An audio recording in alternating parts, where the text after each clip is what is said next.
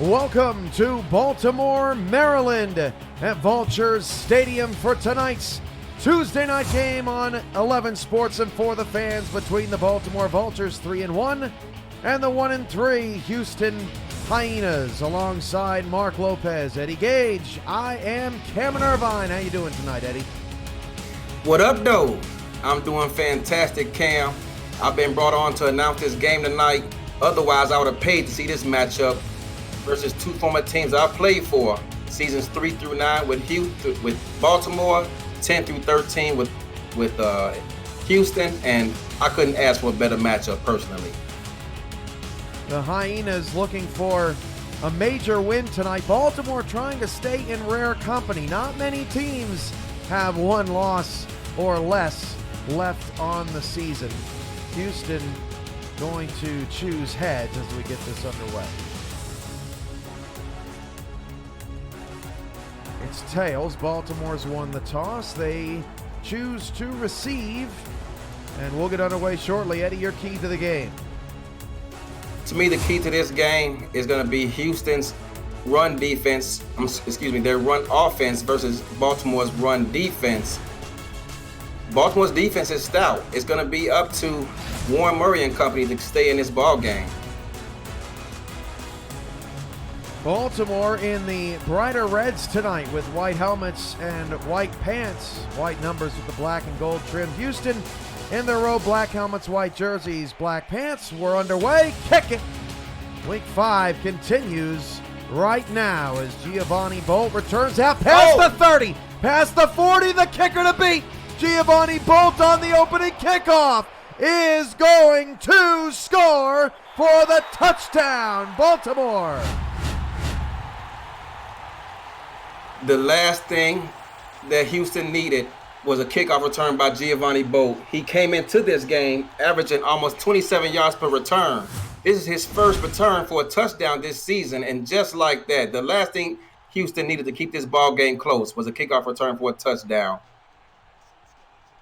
And if memory serves me right, Eddie, didn't Giovanni Bolt return a kickoff in Houston a season or two ago? We aren't going to talk about those bad memories tonight, Cam. We're moving on. We're looking forward. I'm just saying. I'm trying to remember. Wow, 13 seconds in. Not the start that Houston wanted. And Baltimore will kick the extra point with Shark Tarkington. That kick is up and through. 7-0 early. And Eddie, road teams dig themselves a hole early. It usually doesn't pan out well. Seattle handled it nicely Saturday night against Vancouver, but still couldn't pull out the win. That is correct, Cam. Chicago went on the road and defeated my Arizona Scorpions yesterday. And Houston, if they trying to turn this trend around, they're going to need to do something here on offense to stay within this game. From the 3-yard line, this is Leroy Brown up to the 23, and he doesn't have as much luck. So Houston's offense will come out onto the field, led by Kentez Johnson in his 4th season, 6'4", 230. This guy's seen a lot of playoff football, Eddie. 3 seasons in a row, the Hyenas have been a playoff team under his leadership. They have, and his rookie season was his best season. If Houston can get him back into that form, they can be a serious threat moving forward. 2 receivers, 1 back in the backfield. Warren Murray takes a handoff and picks up 5. Let's meet that Houston offense. Of course, Kentez Johnson, Warren Murray, the back. Leroy Brown, number 11, and Duke Wilson out of retirement, number 14. He's a dangerous threat, along with D.R. Sim, the legend, the GOAT, number 80. Tight end, number 85, Dax Lewis. And up front, stay tuned. Look out for guard, number 76, Alistair Johnson, opening up those holes for Murray on the counter. Warren Murray gets 1 to the 27-yard line. 10:05 to go in the first. And it'll bring up 3rd and 7. Baltimore with these throwback unis looking good out there tonight. Warren Murray came into this game averaging 5 yards a carry. They can't get beside themselves and get away from it tonight. 3rd and 7, and Johnson nearly throws an interception. That pass is incomplete. 4th down and 7. And by the way, Jeff Molinishin on play-by-play tonight, we had some technical difficulties with his audio, and we'll be getting him, I'm live from the studio right now, but we'll be getting him going on the first commercial break. Amon takes with the pass deflection there. If he catches it, he would have set up Baltimore in great starting field position here deep in their own end. From the 32, Bolt's already got one return, and he's put down quickly at the 37-yard line. So a quick 3 and out for Houston after the kick return from Bolt. And Mike Dazzo will trot out for his first action of the evening. Dazzo in his 9th season, 6'4", 220, another legend out there on the field tonight. A Hall of Famer, Cam, get it right. Don't disrespect the man. Sorry. I wouldn't want to disrespect a Hall of Famer, right, Eddie? Dazzo fires that over the middle. That pass is incomplete. And let's take a look at that Baltimore offense. Pass intended for Mac Chima, rather. Mike Dazzo in his 9th season. T. Roy Gaines, the running back, number 35. Ivory Irvin, number 10. Daley Holder, number 87. Mac Chima, number 88. The receivers, tight end number 83, Lloyd Graham Jr., along with kicker, number 19, Shark Tarkington. 2nd down and 10 at the 37. 4 receivers, 3 off the left side for Dazzo. Dazzo dropping to pass. He'll fire it outside. Caught by, no, they rule it incomplete to Daley Holder. And let's meet that Houston defense led by Mike Johnson up front, defensive tackle in his 5th season. It's a stacked defense on the line. Chris Joseph, Kyler Kingsley. We're actually going to have a challenge here in a moment from Baltimore. The linebackers, Rodney Panani, Angel Salinas, Alex Perez. Corners, Jacob Clear and Everett Garrison. The safeties, Brady Clark, Kai Cash. And let's take a look at this play. It was close, Cam. Oh, I think he got it. Yeah, I think he got that right foot down just as he caught the pass. They should overturn this. We'll see what they say. I saw grass between. Wow. And they did overturn it. I'm surprised. I saw grass. Yeah, that's right. I saw grass in between toe and inline, and at first I thought they were ruling it in favor of an incomplete pass, but you're right, Eddie. It's a pickup of 7 upon further review. 3rd and 3 at the 44-yard line. 2 in the backfield. The handoff to T. Roy Gaines for the first time tonight, and he'll get the first down to the 47-yard line. T-Roy comes into this game averaging 4.5 yards a carry. They don't give it to him often, though. They mostly rely on Mike Dazzo and his passing attack. First down for Baltimore, trying to get to 4-1, just like Charleston. The Vultures have a big date with the Predators next weekend. 2 minutes in, 1st and 10 at the 47. Handoff goes to Gaines. He's dropped in the backfield, a 2-yard loss, and that's Fats Johnson making that play in the backfield on Gaines. Right on cue. One of the defensive leaders of this team. He came in and guessed right. Did pretty much a pinch inside, got past the guard and was able to make the tackle. 2nd down and 12 at the 44. 2 receivers, 1 to either side. Dazzo hands it off to Gaines, and Gaines only picks up 1.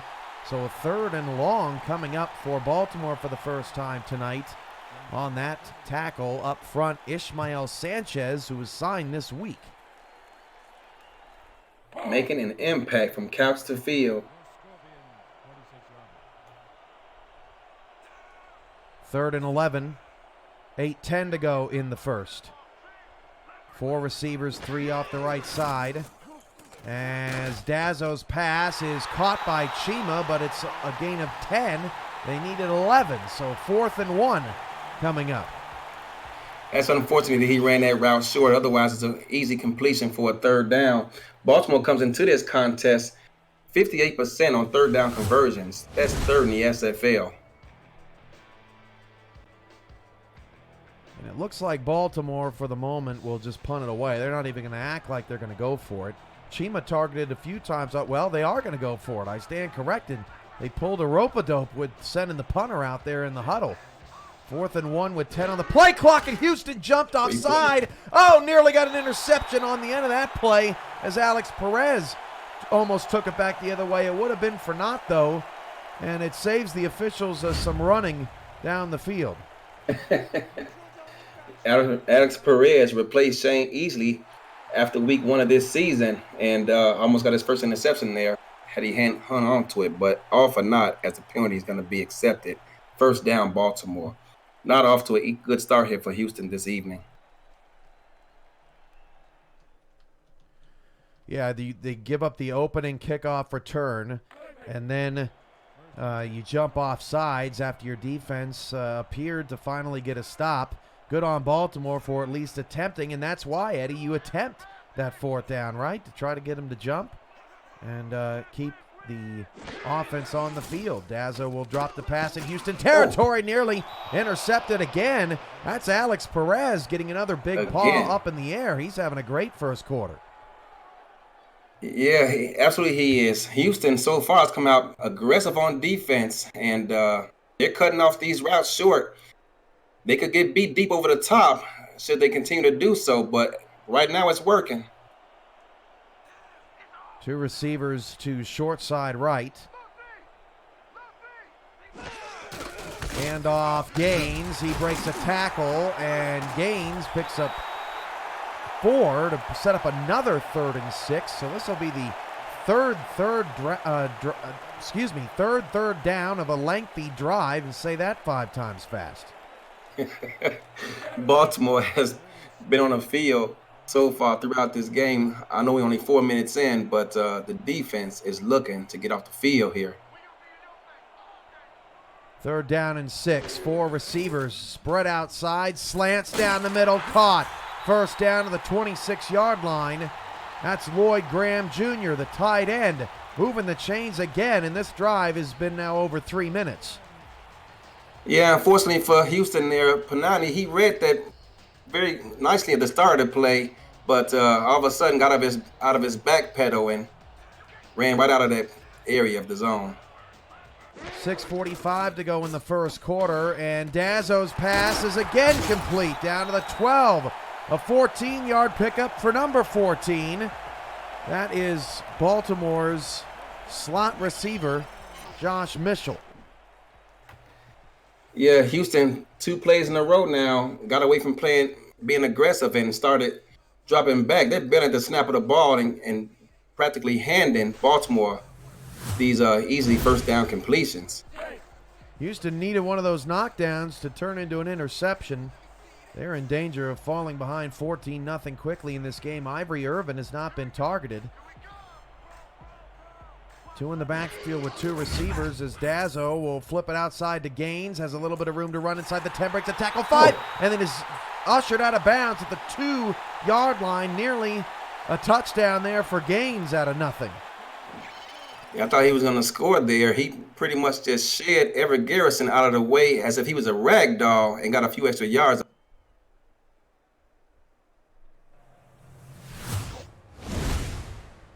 Shout-outs to Fox Highwind, C Cash 01, TMG 82, Teflon Ron 129, Frank For Real, DR Sim 80, Yogi Bar 60, John Trusman SFL, I'm Effin' Problem, DR Sim 80, Jack Wall SFL. They're all at twitch.tv/FTF. Next is Everett Garrison. Nearly picked that off. And Eddie, how many times do you see Garrison drop a pick? Almost never. Almost never. The former Defensive Rookie of the Year almost had another pick there, and if he catches it, there's nothing but big uglies in front of him. That could have been a 105-yard house call. He's begging for that one back, Cam. 2nd and goal at the 2.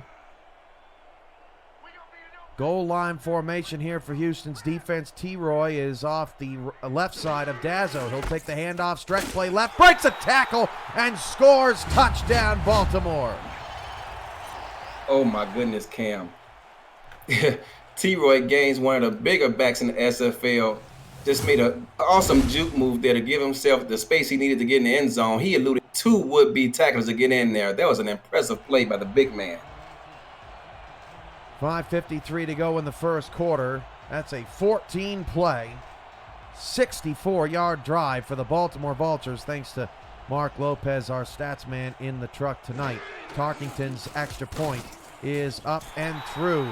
And Baltimore, to our first commercial break, leads by 2 touchdowns. Houston needs a spark when we come back. You're watching the Simulation Football League on FTF and 11 Sports.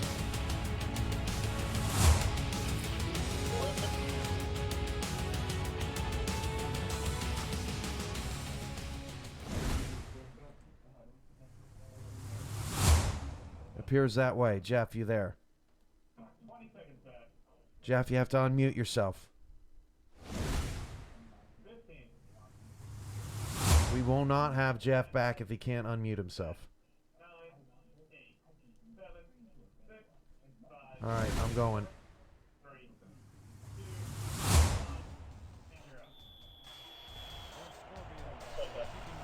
$5:53 to go in the first quarter, 14-0. Baltimore on top of Houston. And the Houston Hyenas need something here. From the 3-yard line, Brown on the return, past the 20, up to the 26-yard line. And Eddie, you've been up, you've been down on the road. What's it like playing on the road, and what does Houston need on this drive to settle the troops? Well, the first thing they have to do is eliminate the crowd noise, stick to the game plan. We're only 5 minutes into this contest. Stick to the running game. That's going to be what they need to do to try to get a victory on the road here. On the counter, Warren Murray past the 30, up to the 34-yard line, and that will certainly help Houston settle down a bit. But this Baltimore defense, they are no slouch, led by Kaz McFly in his 4th season.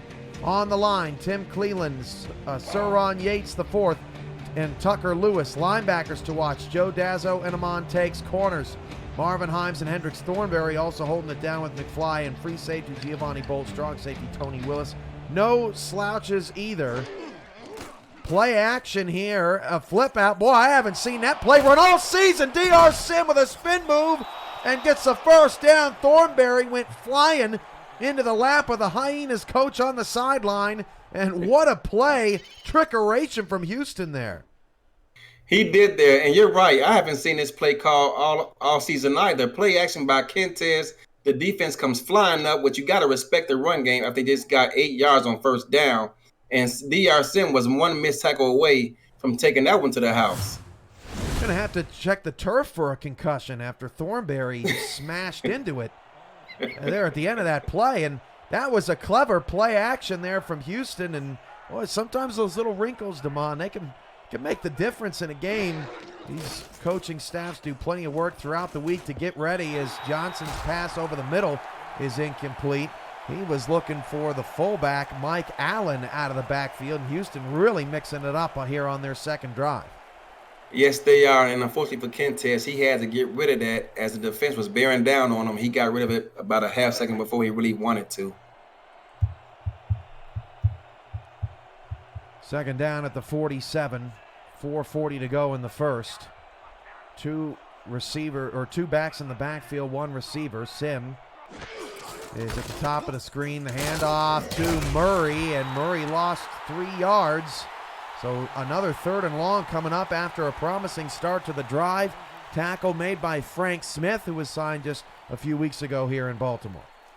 Yeah, Trent Franks, the center on that play, got pushed 3 yards in the backfield, leaving Warren with nowhere to go. 3rd and long. Johnson waits a little bit and then throws a pick at the 45-yard line. Joe Dazzo with the interception. And Joe Dazzo sitting there, never even blinked. He dropped back about 5 yards into coverage and was able to collect his interception, his first of the season. We'll take a short break. All Baltimore early. Houston needs an answer. We're back on 11 Sports and For the Fans after this.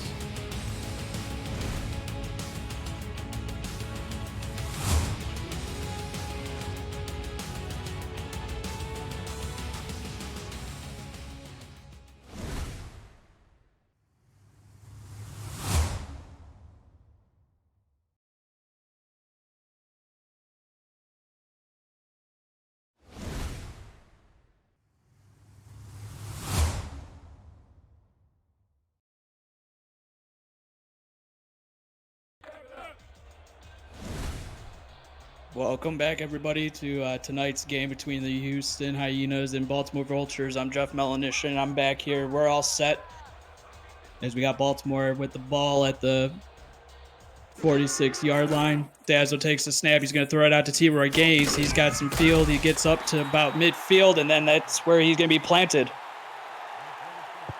Short game for Baltimore, but at this point, with a 2-score lead and great starting field position, they'll take 5 yards every time out of T-Roy come out of the backfield. We'll look to see if Houston can make a stand here and get the ball back down 2 scores. Dazzle takes the snap. He's going to fire out. It's going to be deflected and falls incomplete. This is what Houston had success on during their last drive Baltimore had before they got away from it. They've been playing the sticks and playing them quite well, being aggressive on the line of scrimmage and challenging any receivers. Yet another bat down for this defense. Yeah, hopefully those bat downs can eventually turn into turnover, picks and all that going forward, as Dazzle will start in the shotgun formation here on this 3rd down and 6, trips to the bottom of the screen. He takes the snap. He's got some time. He's got to fire quickly. It's caught for a 1st down and gets up to the 41-yard line.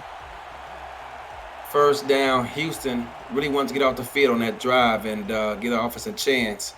But it's not over yet. They can still try and survive this and force Baltimore to a punt. But it's going to be tough sledding here if they don't find a way to turn this around. Split back formation. Dazzle under center. He's going to take the snap. He's going to fire it out. Pass is caught by the receiver, who's going to get tackled right where he catches the ball at the Houston 33. Reception on the play was made by Ivory Irvin. Ivory Irvin came into this game. He's been balling pretty much all season, and he's looking to do the same thing tonight. Quick out. This time, once again, Houston backs out of their coverage and pretty much gave him that nice little gain there. 2nd and 3 for Baltimore. Yeah. Ivory Irvin he has 3 straight games over 100+ receiving yards in his first 3 games. That is just balling, as Eddie mentioned earlier. And it's going to be a handoff to T-Roy Gaines, who hurdles and gets the 1st down. He's going to be tackled by the Houston defense at the 26-yard line, as now Baltimore is on another drive. Indeed. Once again, T-Roy, I think he wears the biggest shoulder pads in the SFL. It makes him look twice his size, which could be pretty intimidating to look at, causing these would-be tacklers to make business decisions and get low to the ground. Yeah, you really got to know if you're going to tackle him or not, and thank God that I'm not playing defense in this game. It's going to be a handoff to T-Roy Gaines, who breaks a tackle. He's got a 1st down. He's at the 10, breaks another tackle, breaks another one. He's into the end zone. T-Roy Gaines with a rushing touchdown. Baltimore is going to decline this penalty for a face mask, and it's going to be a touchdown. And just like that, they're going to find themselves up 21-0, extra point pending, and Houston couldn't have not got off to a worse start than this. No, if we remember in the last meeting, it was actually Baltimore who won 52-22. Hopefully Houston could turn it around. We're still here early. We still got 3 quarters left to go. It's still early. Houston just has to get some stops on defense, as Tarkington will come out to attempt the extra point. On their last drive, Baltimore ate up a lot of clock. This drive, 6 plays, 53 yards, in a heartbeat. Touchdown, Baltimore. The extra point is up and it's through. So, Eddie, you've seen 3 drives now by Baltimore, and they've been putting up points. They've been taking the time off the clock, like you alluded to. What is something on this Houston defense that you'll like to see changed in order to get some stops? Well, number one, the offense can help the defense by getting Warren Murray more involved and sticking to their game plan. Baltimore's defense is tough. They came in ranked 3rd in the SFL, giving up just under 18 points a game. Help the defense out, by keeping Warren Murray more involved in this game and eat up some time of there as well on the clock. But they were having success when they were aggressive and challenging these wide receivers on the line of scrimmage, being physical. They got away from that, and each time they have, Baltimore took advantage of it and scored touchdowns. Yeah, as you take a look at the last meeting there, the 52-22 game that I alluded to just a little bit ago, Baltimore leads the series 2-1. The first 2 games was actually when Baltimore was the Crabs before they switched to the Vultures. I So remember that. I was a part of that team. Kentez Johnson will hand it off to Warren Murray, and he gets up to the 30-yard line, gain of 6 on the play.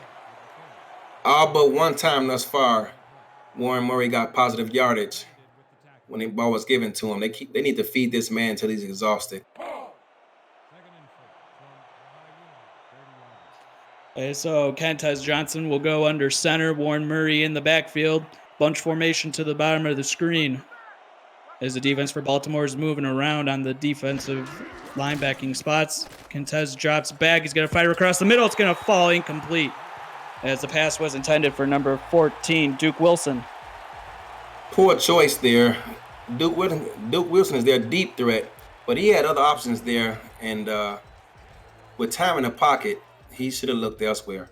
He had his fullback open as well. As it's quickly a 3rd down and 4, Kentez will go under center, Warren Murray in the backfield on this 3rd down and 4 play. It's going to be a handoff to Murray, who got some first down, got some blocks out in front, but number 71 for the offensive lineman missed his block, which could have sprung Warren Murray for a big game, but instead he gets tackled at the Houston 40.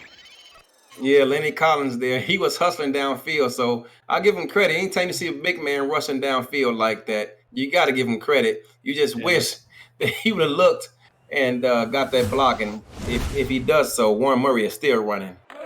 Oh, yeah, without a doubt. And so Warren Murray on the season last week, actually, 24 carries, 110 yards, a touchdown, added 14 receptions for 36 yards.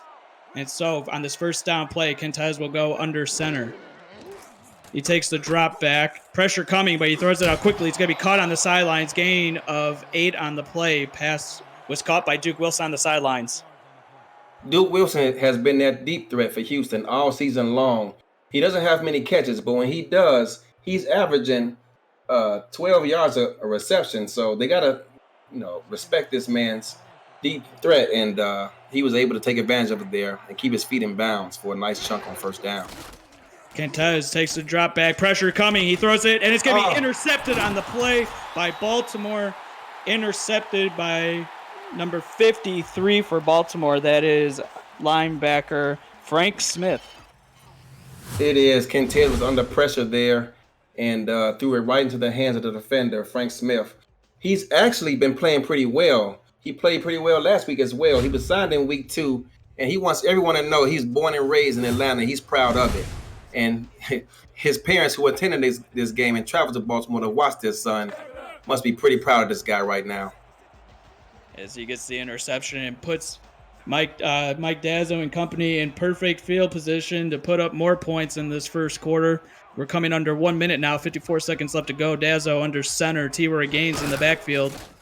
Dazzo drops back. He's going to fire it out to T-Roy Gaines, who's going to break a couple tackles and get down to the 37-yard line, gain of 8 on the play. And Eddie, you played against T-Roy. What is it like to play against him?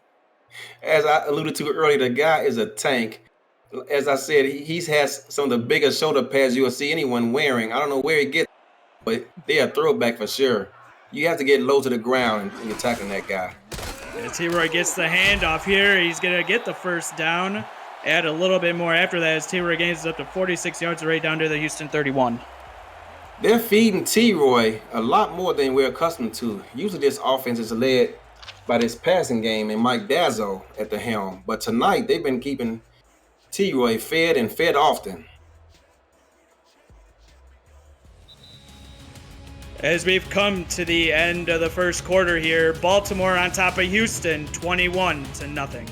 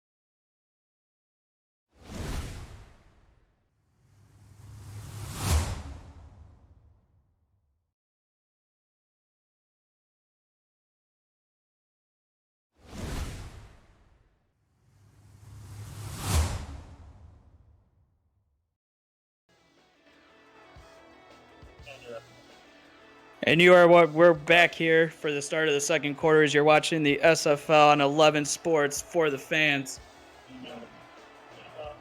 Mike Dazzo will go under center here to do the first play of the second quarter. Maybe a pass out to T-Roy Gaines, who gets a block and just stiff arms Garrison to the turf. I didn't catch the receiver who made that block, but that was tremendous. I don't think I've seen that much effort from a receiver getting a block for his quarterback, for his running back downfield, but that was impressive. Actually, it was Ivory Irvin. I stand corrected. That was an awesome block he made to spring T-Roy there. And I was wrong. That was actually Angel Salinas, who was the one that got stiff-armed, as Dazzo will throw a quick out, almost intercepted by Salinas as he tries to get it back, but it falls incomplete. If Salinas can find a way to bring that ball in, there is no one to stop him from scoring a touchdown.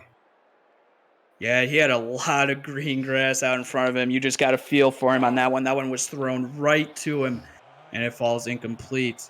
But nonetheless, Baltimore in a 3rd down and 5. Dazzo will go under center, split back formation. Houston defense moving around, look like they're going to blitz, but they drop out of it. Dazzo is going to get sacked on the play. Fats Johnson with his first sack on the night. Fats Johnson came to Houston. This is his 2nd season there. He's been playing impressive since he's gotten there. This is his 4th sack on the season. Wow, he came out of there and shot out of there like a cannon.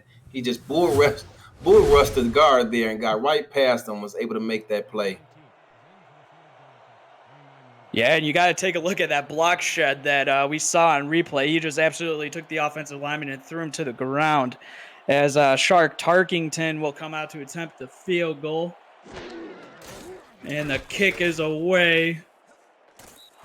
And it's good from 46 yards out. So tack on another 3 for Baltimore. It's now 24-0 ball game.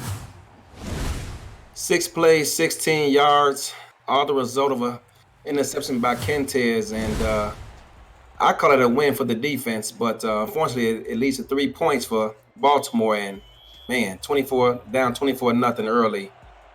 It can be discouraging, but you got to stick in, you got to hang in there. Yeah, we'll have to see if Kentez can turn it around. He's off to a really slow start to start the season. Only 4 touchdowns, 16 interceptions, make that 17 today, as the returner gets it out to the 20-yard line. As you take a look at the ground and pound, the 2 running backs that we're highlighting in today's ball game, Warren Murray and T-Roy Gaines. Yeah, both these guys veterans in this league. T-Roy, only 1 touchdown is coming into this game, but he's already tripled that output today. And Kentez will start under center in this first down play. Warren Murray in the backfield. It's going to be a handoff to Murray, who is going to try to get outside, but he just can't, and he's going to be tackled in the backfield for a loss by big old number 47 for the Baltimore Vultures. That is Joe Dazzo. Joe Dazzo, the veteran, he needs to credit his defensive line for that tackle. That the play was designed to go to the A gap. There was nothing there. Warren Murray was forced to bounce it out to the C gap where Joe Dazzo was waiting for him. And so on this 2nd and 13 play, Kentez Johnson takes the under center snap and going to fire it out to Warren Murray coming out of the backfield. He's going to make a nice one-handed catch and bring it out to the 24-yard line before he's tackled on the play by Dazzo yet again. His defense out here making a statement tonight. And for those wondering what you're watching for the first time, this is the Simulation Football League. It's the first controllerless esport allowing the viewer to participate in all the action on the field without a controller in your hands. Visit simulation.football for details on how to get going. And the pass is going to be intercepted, and it's going to be brought out. He's got a convoy out in front of him, tries to make a spin move, and gets down to the 30-yard line as Baltimore with another key turnover. Eddie, man, what is going on here for this Houston offense? It's getting ugly out there. That's all I can say. I mean, it's going from bad to worse, but we're not at halftime yet, so you can't just give up on your team right now. As Hendricks Thornberry with the interception.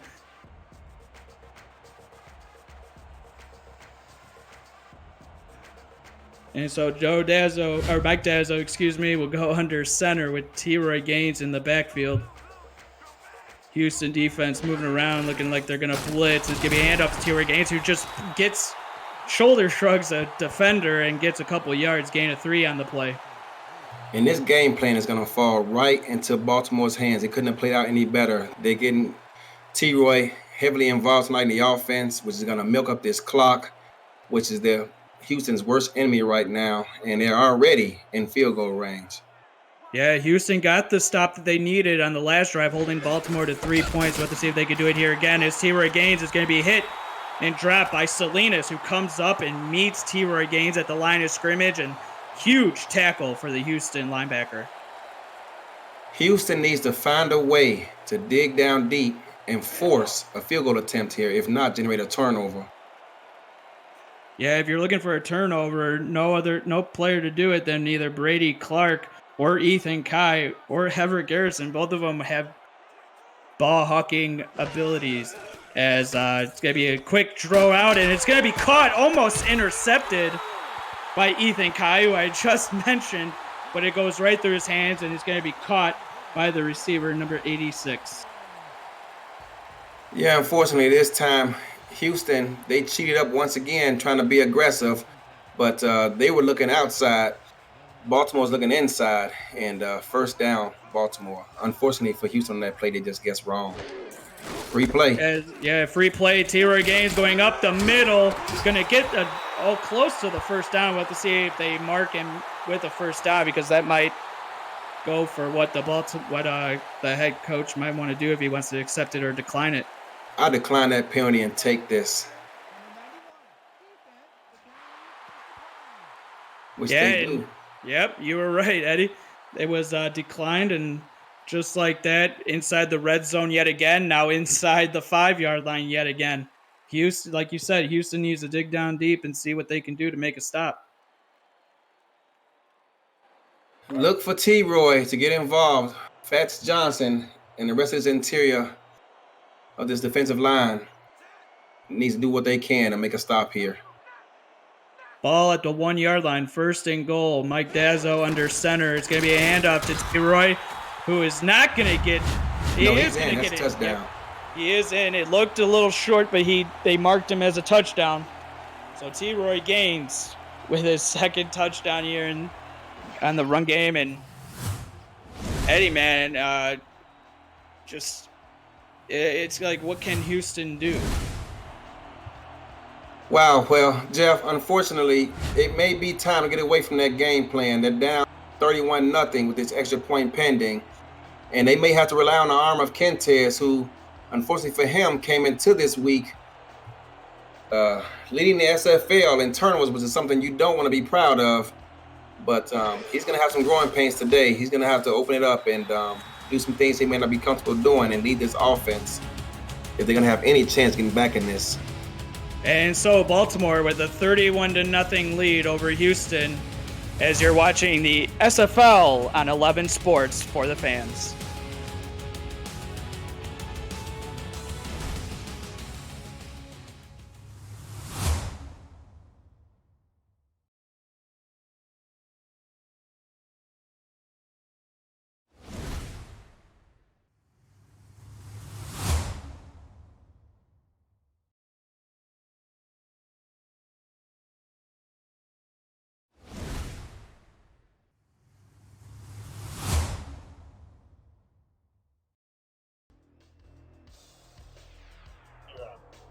And so we're back at Baltimore on their last drive. 5 plays, 27 yards, resulted in a 1-yard touchdown run by T-Roy Gaines. Bumps the lead up to 31-0 over Houston as the kick is away from Tarkington. It's going to be fielded 2-3 yards deep in the end zone. It's going to be brought out, and he's going to be hit at the 22-yard line and dropped. So, Eddie, man, we were talking about it. What would you were talking about just getting rid of the game plan now and relying on the arm of Kentez Johnson. Who do you see as like the receiver that you'd like to see get more involved? That would be Duke Wilson. He's leading his team in yards per catch in 21. Duke Wilson, also with two TDs so far in this season.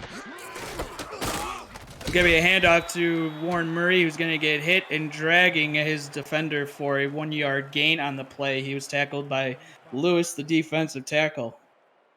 Yeah, man, you can't just totally abandon this run game, because otherwise those D linemen just going to peel their ears back and ignore Warren Murray and just look to knock Kentez out of this contest.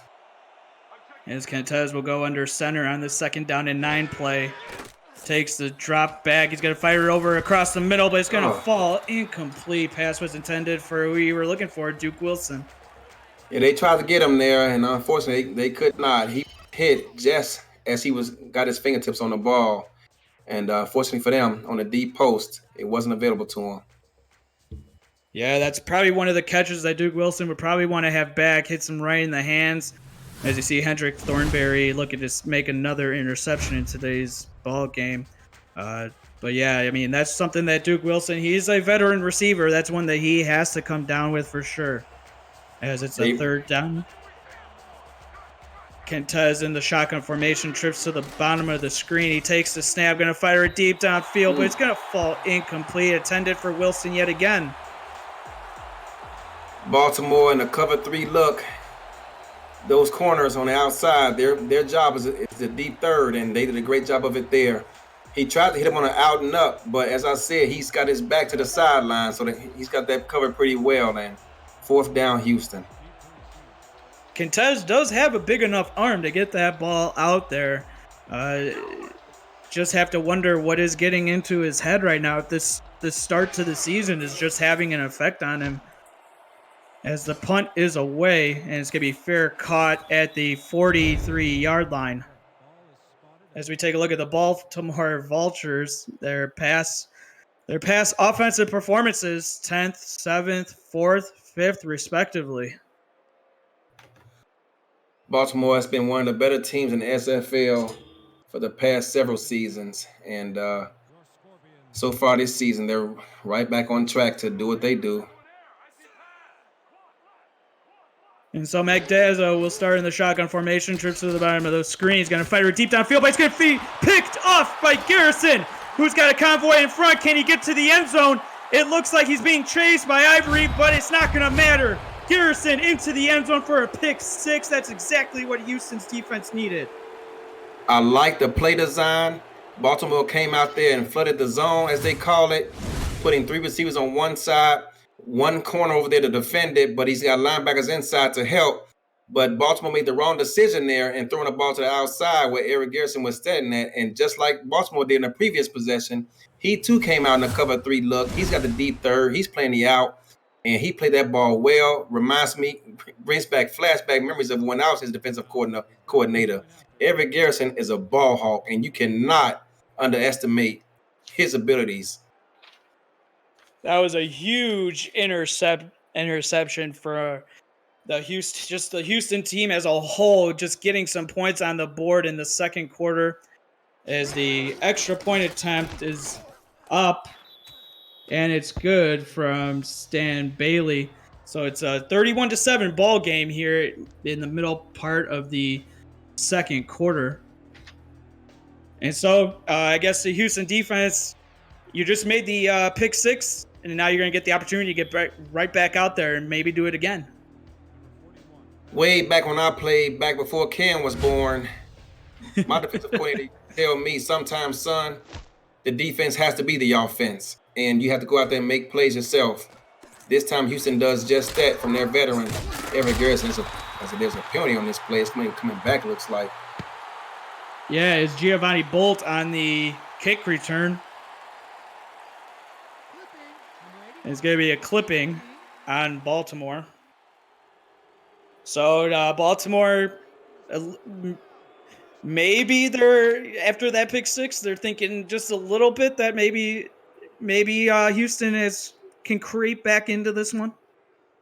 Well, you can see based off their game plan to feed T-Roy a bit more than they typically like to do. Perhaps why? Because of those ball hawking defenders there that Houston has. They're one of the league leaders in forced turnovers, and they're going to need more of that if they're going to have any chance of getting back in this game. As Mike Dazzle will start in the under center. with T-Roy Gaines in the backfield. He's going to throw it out to T-Roy coming out of the backfield, who just trucks a defender as he trucks Garrison, gets up to the 21-yard line. And on that last interception, Edward Garrison now has the team high with 5 interceptions on the season. He does. He had 3 in week 1 versus my Scorpions. He's only had 1 since, and he's got another one here tonight. As T-Roy gets a gain of 5 on that last reception, and he comes up with a 2nd down and 5. Mike Dazzo takes the shotgun snap. He's going to fire it out, but it's going to fall incomplete as Ivory Irvin was out of bounds. Yeah, Mike Dags might just be still a little bit rattled right now. No, a pick 6. I mean, it's just a bad feeling. You know, it's one thing to create a turnover, but then for it to come into immediate points is another. Mike Dags has got to settle down and lead his team. As Mike Dazzo will go under center on this 3rd down and 5. He takes the small step back. He's got to fight it over the middle, and it's going to be caught for a 1st down. That's number 88. That is Mac Chima on the reception. Absolutely. Houston is getting away from what got them in this game, being aggressive with these receivers. Baltimore coming out with this short passing game, and they're taking advantage of these holes that Houston continues to leave them. It's now in this 1st down and 10. Ball at their own 29-yard line. It's going to be a handoff to T-Roy, who's going to break out a couple tackles. Oh, my God. He's just plowing guys up. He breaks out of 6 tackles, and he's going to take it to the house for another touchdown. T-Roy Gaines, have yourself a night, big fella. I couldn't even count the number of defenders he just rolled past, but Panani was the last one who had any chance of getting a hold of him. And just like that, T-Roy looks at his quarterback and says, "Don't worry, big fella. I'll take it from here. Don't worry about the interception. I got us right back with this insurmountable lead. It seems like up 37-0 with just over 5 minutes still left in this ball game." A 71-yard rushing touchdown for T-Roy Gaines as he shrugs off half of the defenders for the Houston defense on that one run. I mean, I've seen some runs like that. I mean, going back to the Storm Atlanta game with BDG Hollywood doing some of those things. But I mean, going to the house, that was probably the best run that I've seen. Eddie, you've been around longer than I have in this league, so you could probably use your history. Well, BDG is more of a finesse back. He makes people miss. Zach Sandlin makes people pay. And T-Roy did just that on that 71-yard run. And so Baltimore regains that 31-point lead to go up 38-7. As the extra point attempt from Sharp Tarkington was through and good. And he has the ball teed up. And we'll get this game back underway. Gonna be fielded 2 yards deep in the end zone and brought out. Tries to make something out of nothing, gets up to the 24-yard line, and that's something that has been bothersome to the Houston offense is just their starting positions. Yeah, it hasn't been great, but on the flip side, Baltimore has benefited from some great field position with all these turnovers they've been able to generate tonight. Houston just needs to find a way to stay on the field, if nothing else, and get their defense abreast. Yeah, you guys start to wonder if this Houston defense is going to start taking a toll, having been out there for too many possessions. That is going to be caught by Leroy Brown. No, excuse me, that's Duke Wilson on the reception, gain of 9. Duke Wilson came out of retirement and decided to come and play for the Houston Hyenas. And at this point in the game, you got to be wondering if he's having second thoughts. It's too early in the season for that, Eddie. Way too early. As so, Kentez Johnson will go under center for the 2nd down in 1 play. Split back in the backfield. It's going to be a handoff to Warren Murray. He's got the 1st down. Trucks over some defenders for Baltimore and gets close to midfield up to the 47-yard line. Houston came out in a far base set and made them pay. The fullback actually had no one to block until he was 5 yards downfield. and Warren Murray almost did the rest for him and put off his best T-Roy impression there and took that one to the house. Yeah, that's something that Houston needs to get going is their running attack. And so on this first down and 10, about to see if Warren Murray gets more involved, and he will. He's going to get the carry, but he's going to be hit by the linebacking core for Baltimore and picking up only 2 on the play. Only 2, but you can't get away from the run because, as I said earlier, at some point, those defensive tackles are going to just start ignoring Warren Murray and just looking for Kentez. As Frank Smith was the one on the tackle of Warren Murray. And on the second down and 8 play, Kentez under center yet again. He's going to take the drop back. He's going to fire out to Murray coming out of the backfield. And he's going to be tackled on the play by none other than Frank Smith, who forces him out of bounds. Warren Murray came into this game averaging with 1 reception touchdown so far this season. Looking to possibly add another to his resume tonight. He'll take him any way he can get him at this point. And this third down and 5, Kentez will go under center. He's going to fight it across the middle, but it's going to be batted down, almost intercepted by none other than the defensive back, Tony Willis. Tony Willis made the play getting that ball out of there, but Thornberry did his job out cutting off the receiver's route and making it a difficult catch. That's a timing route, and you need to be on point with your quarterback, and unfortunately for Houston, that didn't happen on that play. And it's still a little too early to go for it, although with the field position that they are at, I would be all right with them going for it with the score the way it is, but instead they will send the punting unit and Brian Adams out there for the punt. As the snap is away and the punt is up, it's going to be fair cut at the 13-yard line, excuse me. So that's where Baltimore and Mike Dazzo and company will take over. And so as we get this going, if for all the viewers who want to know how to get involved, if you're new to the SFL, you could get your spot in the SFL minor league, the SFL-M, today to claim your spot and begin your SFL career. Subscriptions are going fast, and the inaugural kickoff begins in April. First pro subscribers in the game, first priority on choosing their position. So don't delay your career, as the pass is going to be caught for a gain of 5 by Daly Holder. With 3 minutes left in this half, you wonder if Baltimore is either going to be aggressive or just look to run this clock out and walk into the locker room up 31. Yeah, and someone we haven't really heard about is Lloyd Graham Jr., the talented tight end for Baltimore.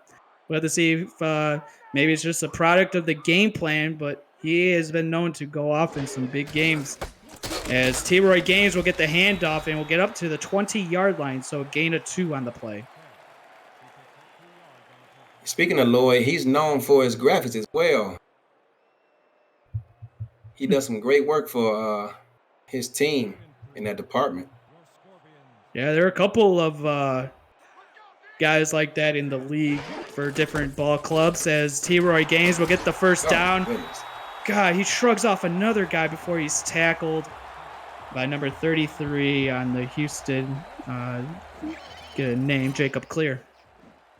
Yeah, those curls that T-Roy has been doing in the offseason is starting to pay off, as he was just stiff-armed the would-be tacklers there en route to a nice gain there on second down.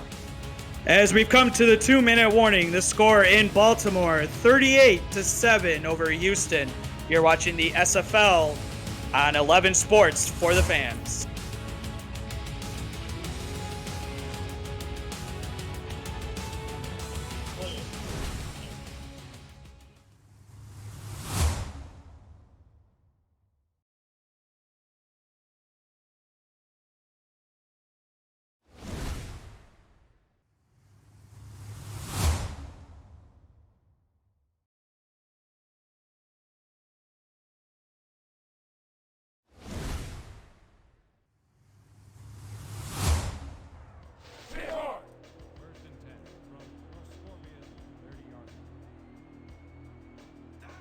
As we are back, Mike Dazzo will go under center on this first down and 10 play. As we come out of the 2-minute warning, T-Roy Gaines is in the backfield. Dazzo takes the snap. Pressure pocket is surrounding him, but he gets the ball off. It's going to be caught for a first down on the play, and that's Ivory Irvin with his reception on the day. Gets up to the 45-yard line. Mike Dazzo illustrating his veteran presence there, remaining calm in the pocket despite all the noise around him, was able to deliver a strike downfield by keeping his head up and looking downfield.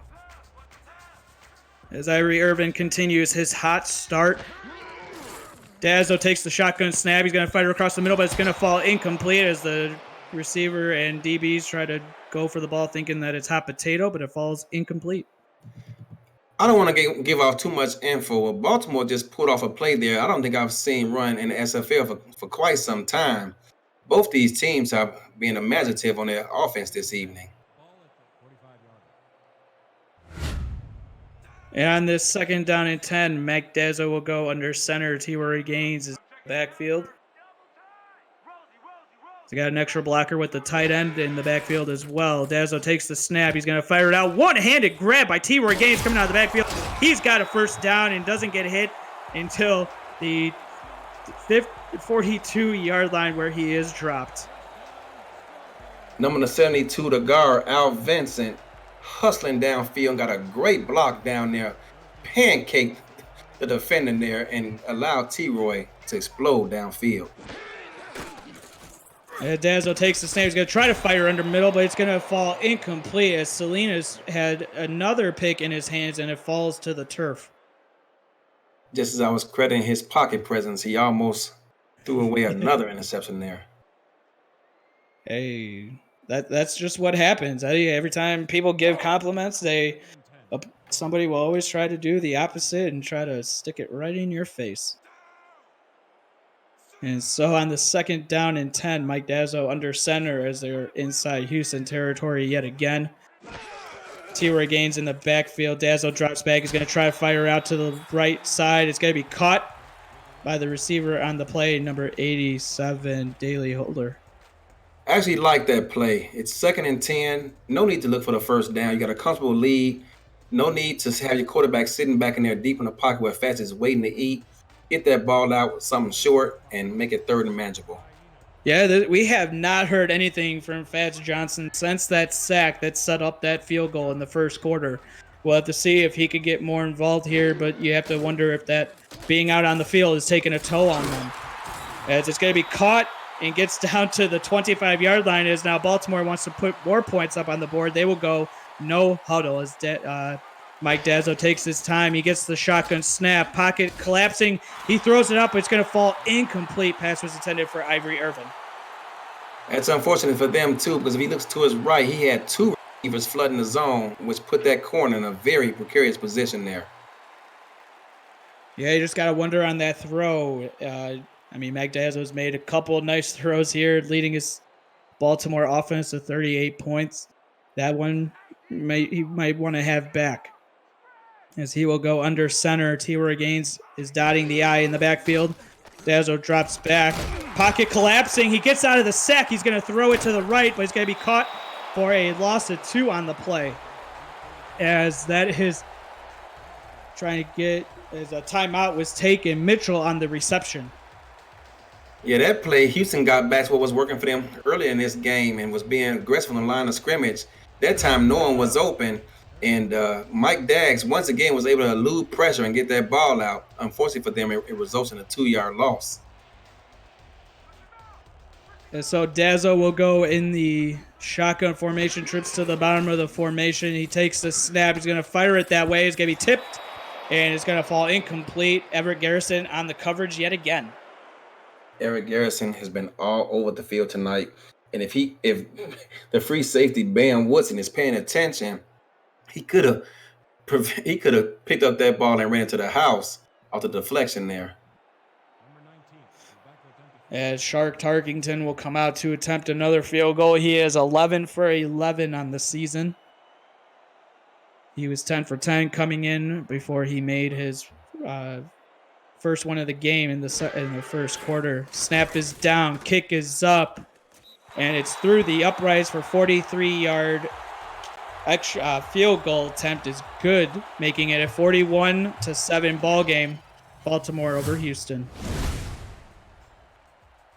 And so, Eddie, as we're coming to the end of the second half, Houston will get the ball for just under 30 seconds.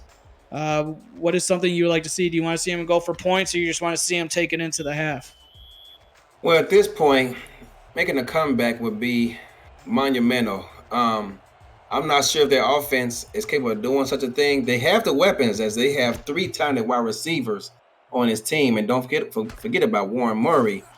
Kentez, if he can find a way, as I said earlier, to get back to his rookie season performance, he can make things interesting. We'll just have to wait and see. You never want to say never. So we've seen crazy stuff in the SFL. So you just have to just sit back and see how it plays out. Yeah, you can never say never, that's for sure. And that's something that the coaches and the owners for every team will tell you, as Leroy Brown gets the ball out to the 24-yard line. So with 18 seconds left, it looks like Houston will try to take this into the locker room. As Warren Murray gets the handoff, he's going to have enough for the first down as we come with 11 seconds left to go. Houston does have 3 timeouts. They could use them if they want to, but it looks like they're just going to take this into the locker room. It's going to be another handoff for Warren Murray, who's going to get 2 yards on the play. And they take a timeout with 2 seconds left. It looks like the refs might have gifted them with a timeout before Murray's knee hit the ground. As you take a look at Iman Simeon, the head coach for the Houston Hyenas, talking with his quarterback, Kentez Johnson, thinking about what they want to do here with 2 seconds left. Eddie, you're an owner and a coach. What would you do? At this point, 37-yard line, may as well air it out, but they're probably just handing this ball to Warren Murray and just walking to the half. Yeah, as Kentez Johnson will go under center. It will be a handoff, and Warren Murray gets out of a tackle. He shrugs off another guy. He's got a first down, gets out of another one, and he's going to be dropped at the 45-yard line of Baltimore. And so that is where the end of the half will come to an end with the score Baltimore 41 and Houston 70. As you take a look at Warren Murray on his last run there, he tried to make something out of nothing, but then ultimately was taken down by Amen Takes. And so at the saved the touchdown. Yeah, he did. So at the end of the first half, 41-7 Baltimore over Houston. You're watching the SFL on 11 Sports for the Fan. Interesting half indeed. Baltimore came out on the very first play of the game on special teams and kicked the return off for a touchdown, Giovanni Boat that is, and set the tone for this game right out of the gate and just wanted to separate the men from the boys right away. And from there, their defense generated, I believe, 3 turnovers on this game already. And their offense took advantage of it, scoring 3 straight touchdowns off of those turnovers. Points off turnovers are golden. And Baltimore stuck with the script, got T-Roy Gaines involved in a much bigger impact that I think I was even surprised with. And I'm sure Houston may have been as well, because he hasn't been a focal point of their offense this season thus far. But today he has been heavily involved. And he's already made an impact, making several touchdowns, impressive runs, and knocking people all over the place, stiff arms and things of that nature.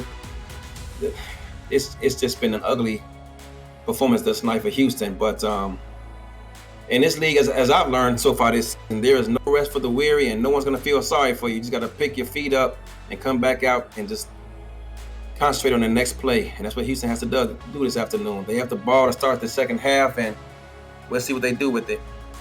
Yeah, it's T-Roy Gaines in his last game had 23 carries for 94 yards, and he's already topped that in this first half alone.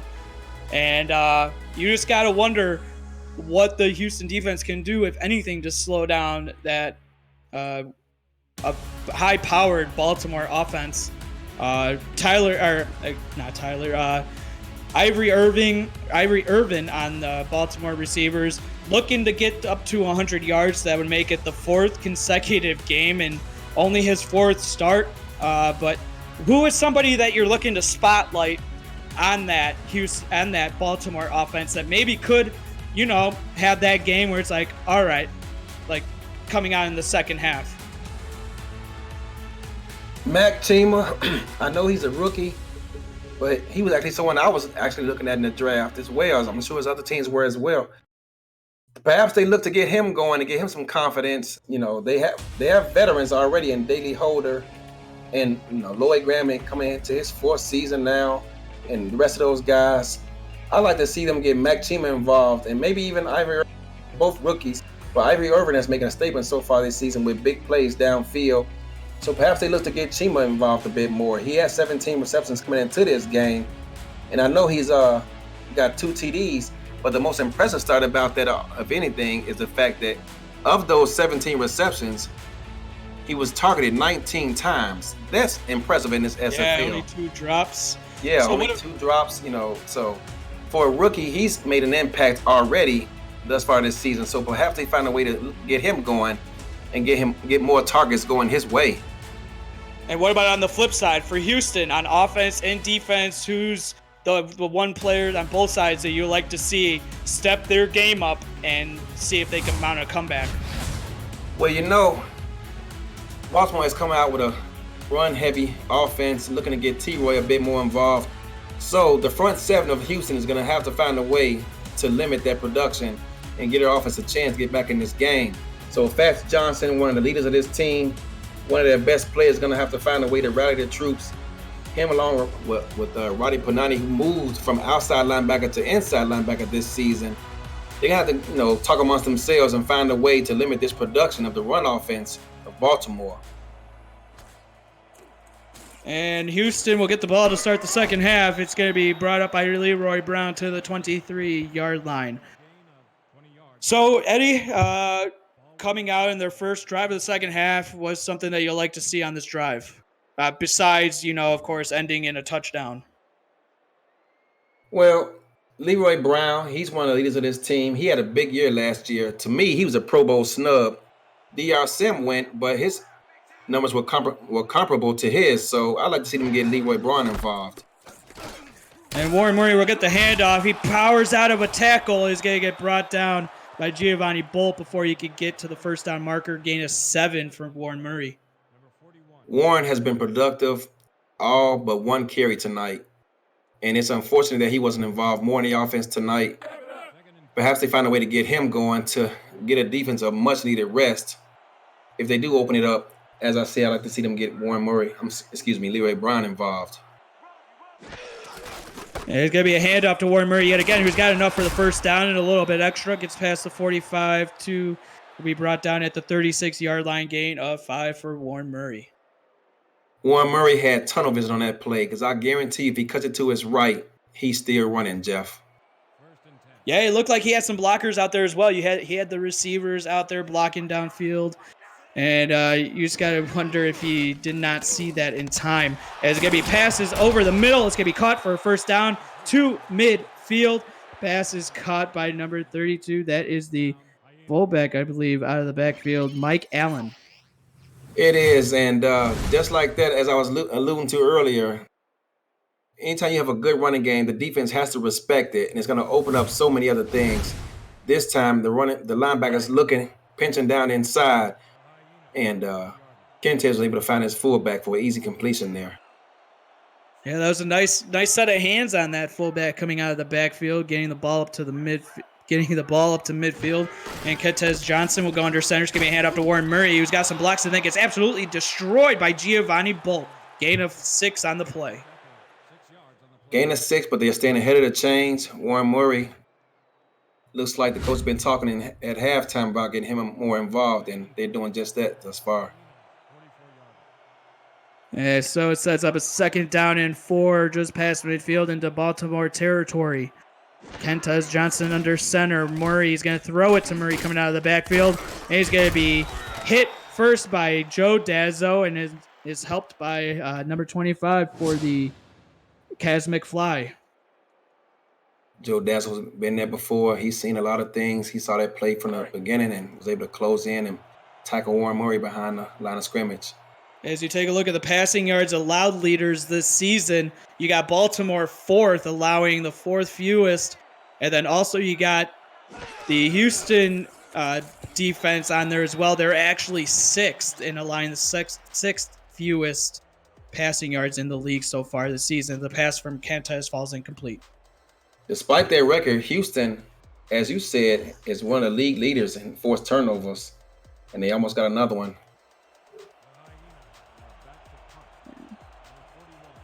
And so the punt will come from the Houston Hyenas, Brian Adams. The snap, the punt is away. And so they'll let it bounce at the 10, and it's going to die at the 3-yard line. So that is where Baltimore will take over on their first series of the second half. As you got the Baltimore Vultures leading the Houston Hyenas 41-7. This is the S on 11 Sports for the fans.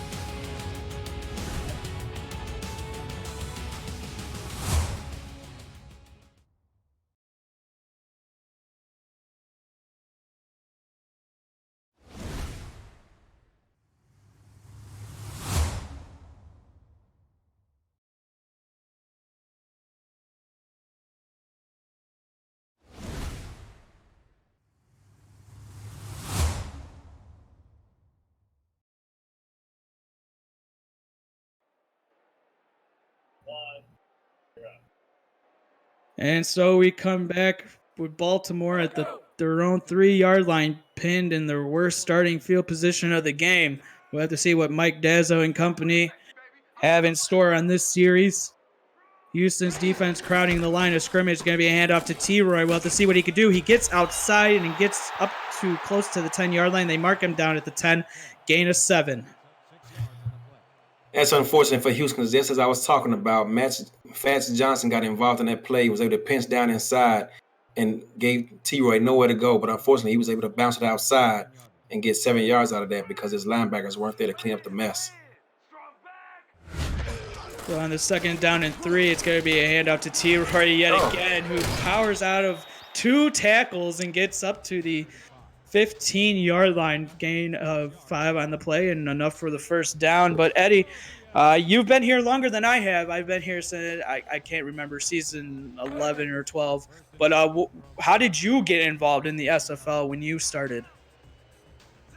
A man who's the owner of this Baltimore team here, TJ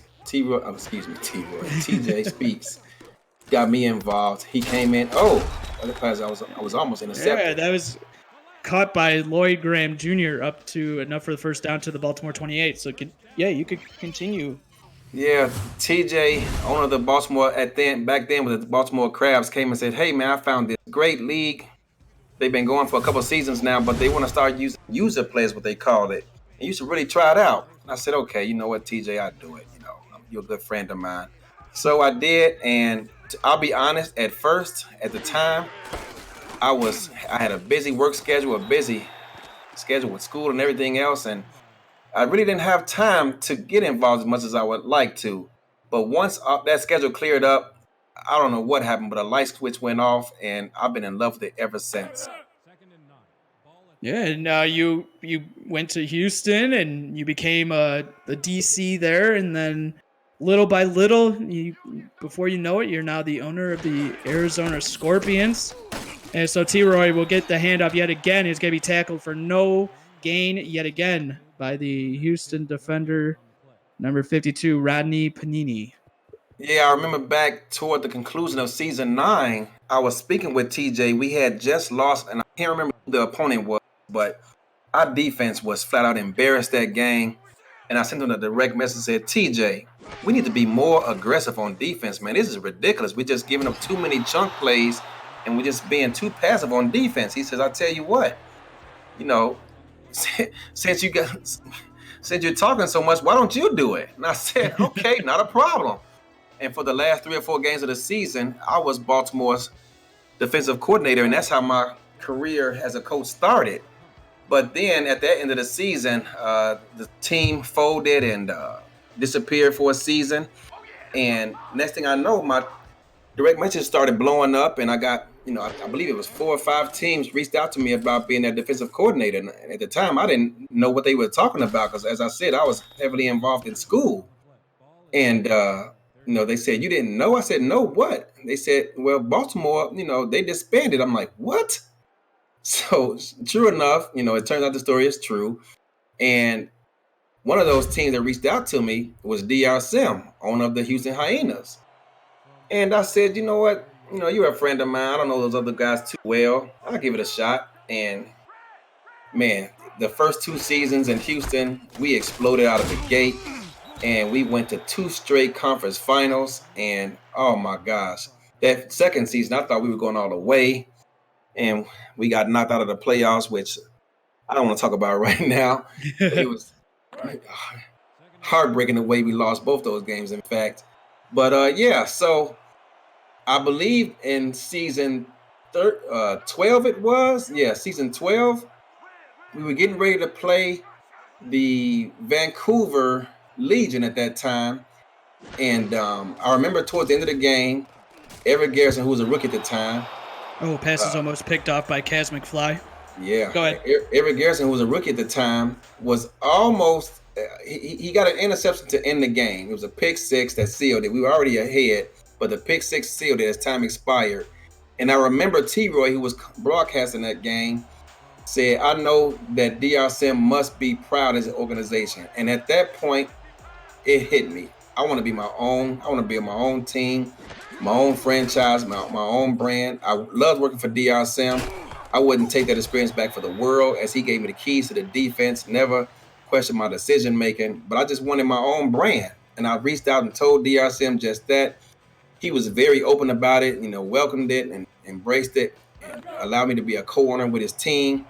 And that was just great.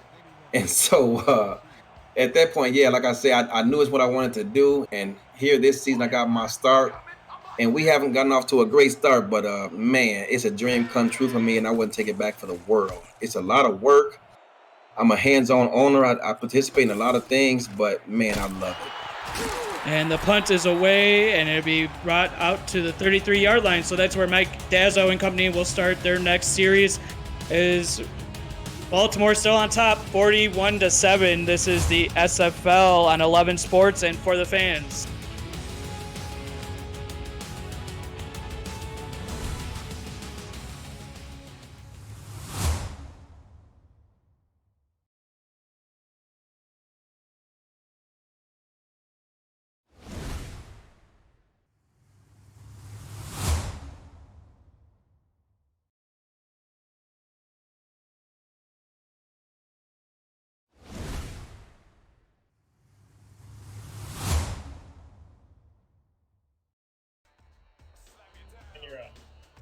And so we are back.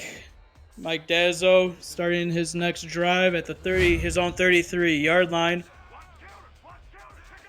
And so we heard a little bit about Eddie's story as the Houston Hyenas will jump off sides, and T-Roy Gaines gets down to the 40-yard line right now. We'll have to see if that stands. The penalty might be accepted for free 5 yards. Yeah, free 5 yards. They didn't get enough for the first down.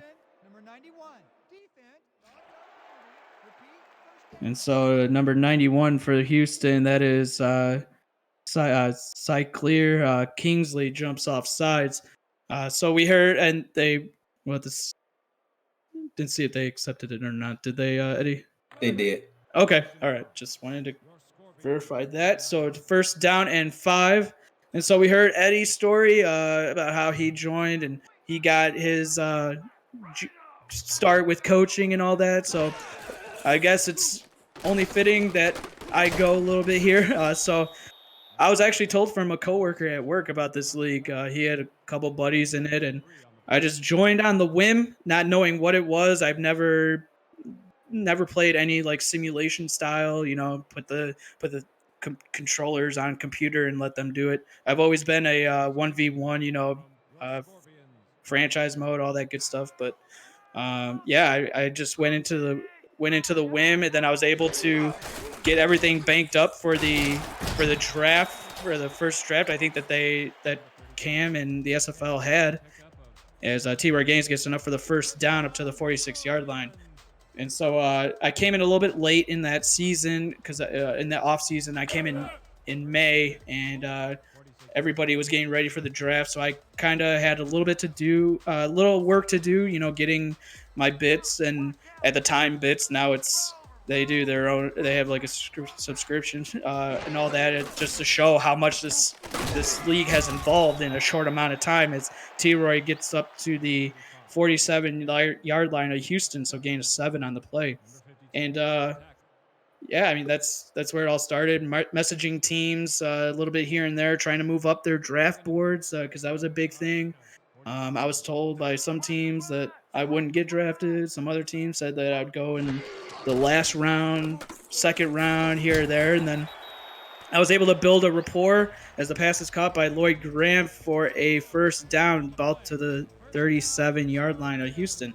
And so I was with London. I was messaging with them a little bit, did the interview with them, and that went good. I also became friends with some players on Carolina, and there were things going on with them. So all in all, was drafted 6th overall by the London Knights in that draft. Very didn't even expect it until their pick was up, and yeah, I became GM because I wanted to do a little bit more with this league, and was the GM for a couple seasons, and uh, things ended on the bad foot with that. But yeah, I was able to land on the Alaska Storm. Right now, as the pass is tipped and almost intercepted by the Houston defense. That was one that they would like to have back, as the pass was intended for Irvin. And so, yeah, I mean, with Alaska right now, and just yeah, with Florida. Sorry, Alaska. With Florida Storm. And yeah, we're looking good. We're a little shaky coming out, but yeah, everything's starting to gel. Uh, got into broadcasting now, so this is something that I like to do. As Mike Dazzo comes out in the shotgun formation, trips to the top of the screen, got a fiery pass is caught by the receiver, and that is caught by Mitchell, and he gets up to the 27-yard line. Yeah, so 4th down and 1. So that is my story. Joined off of a whim from a friend that told me about it. Did my own little research. Went to the website, looked around, got involved, and yeah, I mean, I got involved with the beat team. Had a couple. I had a series with them, as Shark Tarkington will come out to attempt the field goal attempt, as it's up. And it's good from 44 yards out. So he is now 13 for 13 on the season. And yeah, everything has been going good. I like it. And if anybody wants to join, all you have to do is just go to simulation.football, and all the details are on there about how to get started. They actually implemented the minor league as well. So just a whole bunch of new things that, I mean, just season after season, this league continues to just grow and show that the commissioner Cam and Andrew Rastelli and just everybody that are trying to grow this into something bigger than the previous season, and that's all you want. And yeah, if anybody wants to get involved, simulation.football, just the whole Discord server is just, everybody's there to help people, and the trash talking from teams can get a little crazy, but that's football. I mean, that's football. And that's something that you like. You want to get on a team. You want to start trash talking. And then when it comes to award season, you got everybody bickering about who should get it, who should not get it. As Kentez Johnson will go under center. He's going to fire it out, but it's going to fall incomplete. Pass was intended for DR Sim. Another unique play you don't see in the SFL too often. Go ahead. No, that's all I got. As a guy who used to play football himself since I was 8 years old, and age has forced me into retirement, obviously, I can tell you the SFL has been... Age, you don't look a day over 20, Eddie. Don't let the Noxzema fool you. As Kentez looks to throw the ball deep, got to check it down. But yeah, I mean, it's... The SFL has rejuvenated my spirits, I should say. You know, I got into boxing after I stopped playing football, and then once I stopped doing that, SFL came calling. Well, actually, before that, it was another user league that TJ, as I said, brought me into. But then I found the SFL, and as I said, as that pass is almost intercepted. My goodness. Yeah, by Giovanni Bolt. But yeah, the SFL, it's rejuvenated my career. I couldn't think of a better place to have landed or found, and I thank TJ every time I get a chance for introduce me to this league. I don't know where I'll be without it because it's as a competitor, as a guy's played, two sports. I don't know, and this has filled a void for me, and I couldn't have landed in a better environment. I thank Cam, as I thanked him during my Hall of Fame speech, for keeping this thing going despite the tough times we endured. But the SFA has persevered, and now it's grown bigger and better than probably a lot of people have ever imagined. And I love it here, as most of our community does too. And I I couldn't think of anything better to do in my free time than SFL. Yeah, I was never big into football. I did try, freshman camp, but that was about it. And I mean, in high school, I mean, I was just a scrawny, like 90-pound kid, 5'6", and I was like, yeah, I don't know if I want to give my body, and get injured like that. So that kind of scared me away. But yeah, I mean, this is something where it doesn't matter who you are, uh, and so at the end of the third quarter, Baltimore 44, Houston 7. You are watching the SFL on 11 Sports and for the fans.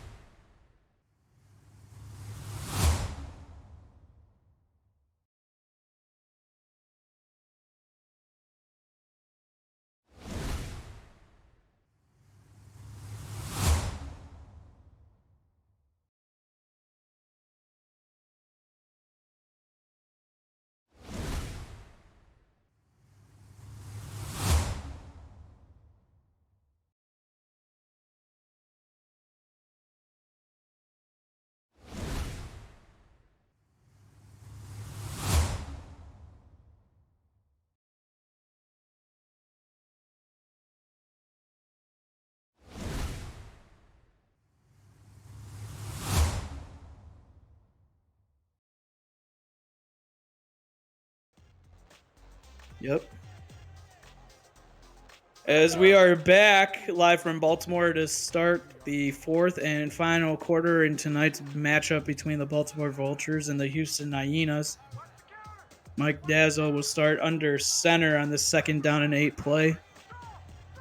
Got two receivers to the top of the screen, but he's going to fire it to T-Roy Gaines coming out of the backfield yet again, who just stiff arms Salinas out of the way. Or excuse me, that was number 55. I got the wrong jersey. That was Alex Perez. He stiff armed. Yeah, he stiff armed a couple of would-be tacklers earlier with his right arm, and he's letting everyone know that he's been doing those curls with his left arm as well. Yeah, T-Roy never told me that he was doing curls. If he got to be like T.O. out in the driveway where he's doing curls instead of sit-ups, as the pass is caught by Irvin, who gets the ball up to midfield into Houston territory down to the 43-yard line. That right there was a great example of what Twins offense can do for a team. It floods the zone and it puts a lot of pressure whenever that corner is lined up by himself on an island over there to make a decision.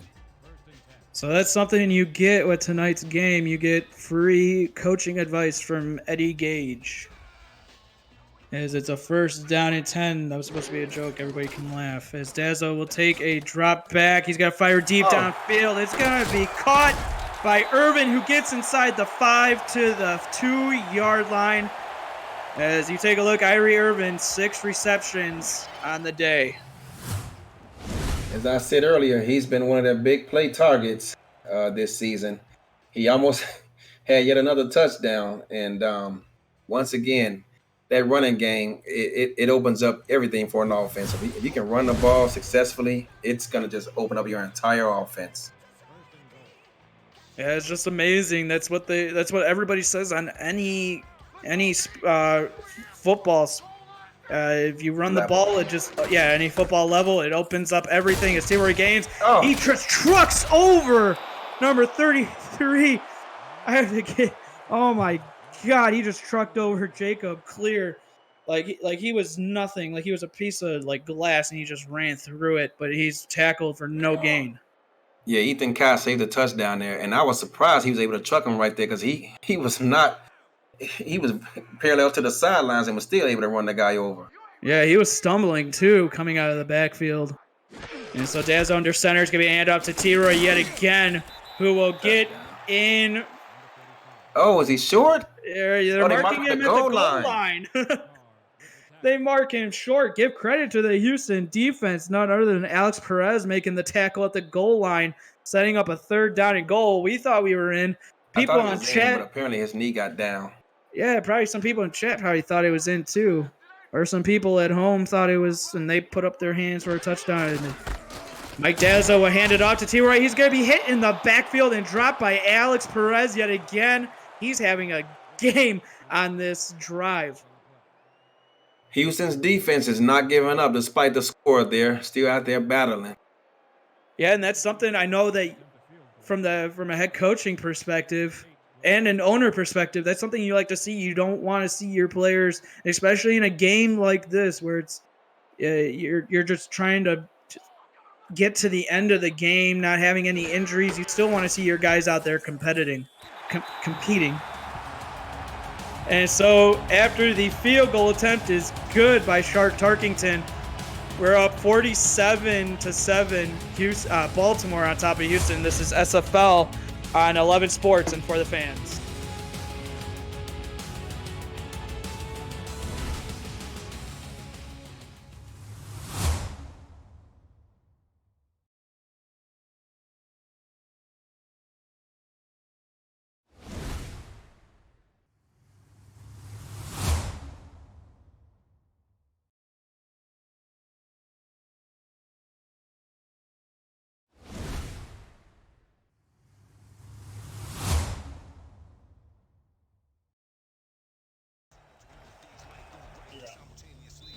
And so after the field goal attempt from Shark Tarkington is up and good, he's got the ball teed up, ready to kick the ball away to Houston with just under 8 minutes left to go in the 4th and final quarter. Got to be fielded 2 yards deep in the end zone by Leroy Brown, and he's going to bring it out. There is a penalty down as he gets the ball up to the 21-yard line, it looked like. We'll have to see what the penalty marker is.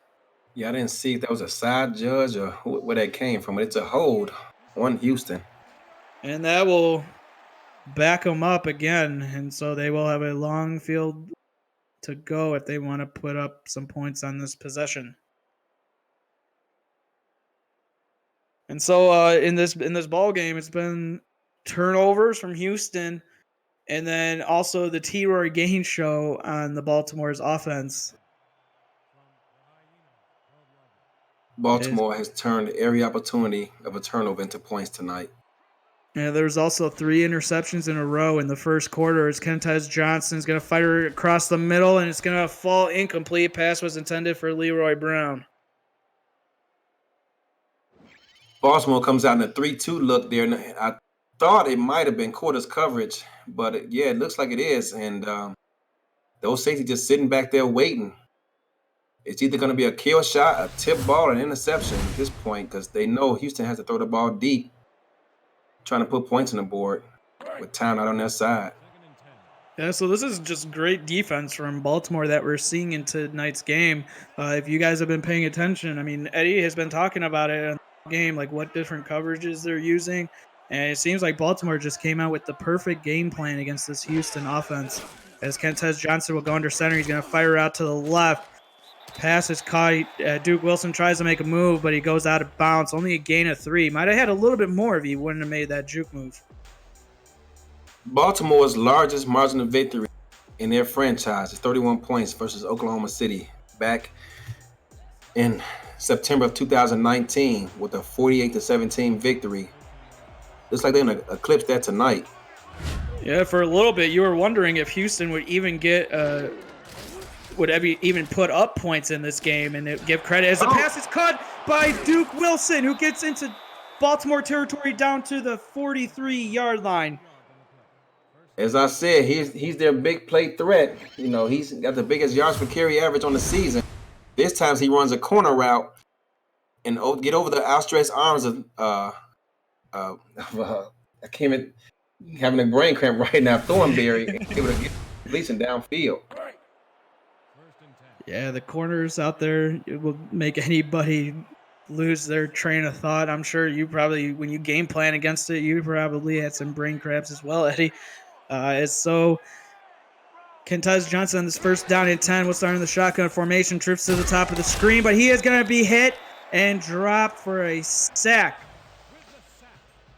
That time, Baltimore, for what I believe, if I'm counting correctly, was only the second time they come out in this game, and press coverage was something you usually see a lot more of out of them. But they've been playing out of zone today. This time they go back to what's been working for them all season, and that press coverage was able to get Kentez for a sack. Yeah, Sir Ron Yates, the fourth with the credited for the sack. Kentez Johnson's going to lollipop that one out there. And luckily, it wasn't intercepted as the pass was intended for the tight end, Dax Lewis. Yeah, this game is getting ugly, and Baltimore's starting to get a bigger pass rush on quarterback so far this evening, and Kentez is making some ill-advised throws.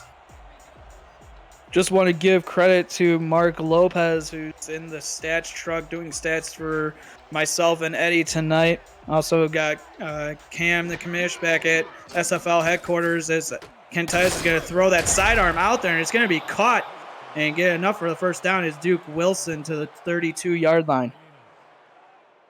Duke Wilson, a couple of big catches on this drive. He's wondering what that production was early in this game. But a receiver loves to pad their stats at this time of game because they know that the defense is usually sitting back trying to prevent the big play.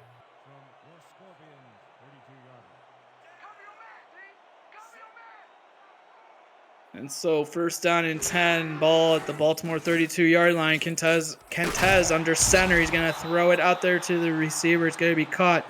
Number 85, the tight end Dax Lewis on the reception. If this score does not change and Houston does not score again, this would be TJ's largest margin of victory since he's bought this SFL franchise. Yeah, dating all the way back to season 3. And so Warren Murray will get the handoff. He's going to be hit and dropped in the backfield by none other than Amon Takes. Let Amon tell it. He is the wisest gentleman of them all. He knows all. He sees all. He predicts all, as he'll tell you time and time again in the Discord. Oh, man, he's one of the greater characters in the SFL Discord, and the pass is almost going to be intercepted by Dazzo, but it's going to fall incomplete and bouncing off his hands. He did have an interception earlier. It was surprising that maybe that one he didn't get a grab on. He did. Coming into this game, he already has one pass offense coming into this game. And so 4th down and 7, and finally Houston will go for it. Probably a little bit too late. Trips to the top of the screen in this empty set shotgun formation for Kentez Johnson. Baltimore will rush 3. Snap back. Pass is caught across the middle for a first down. Ball to the 20-yard line by Leroy Brown. As they go, hurry up now. Kentez hurrying everybody to the line of scrimmage. He takes the shotgun snap. Got some time. He's got to fire over the middle yet again. Pass will be caught by the receiver, Dax Lewis. He will hurry up yet again. Ball to the 12-yard line. Kentez takes the shotgun snap. Going to fire across the middle yet again. If it's not broke, don't fix. I'm losing that If it one. ain't broke, don't fix it. These 90-yard slants is working for him. There you go. That's why I got you, Eddie. You know all the sayings. And it's going to be another pass to the end zone. It's going to fall incomplete, intended for Leroy Brown. That's unfortunate for Houston because they actually had Duke Wilson wide open on the inside for a touchdown. Yeah, he had a couple of receivers. He had one coming underneath as well, the same receiver that he's been throwing to on the last 3 plays. It was surprising that he decided to go for Leroy Brown in the back of the end zone. As Kentez will go under center. Warren Murray in the backfield. Drops back. He's going to fire it to the end zone. It's going to be caught in the back of the end zone by D.R. Sim for a touchdown. That's his first touchdown on the season. Hard to believe. Hall of Famer has yet to reach the end zone until tonight. Yeah, now he's just padding stats. He's leading the SFL career-wise in receiving yards and touchdowns. So he's just adding everything to his name, making it a larger margin for other people to get close to him. As the extra point attempt is up, and it's good. And so Houston getting a little bit of points here to end the end as we get to the end of the game. Baltimore still on top, 47-14. This is the SFL on 11 Sports and for the fans.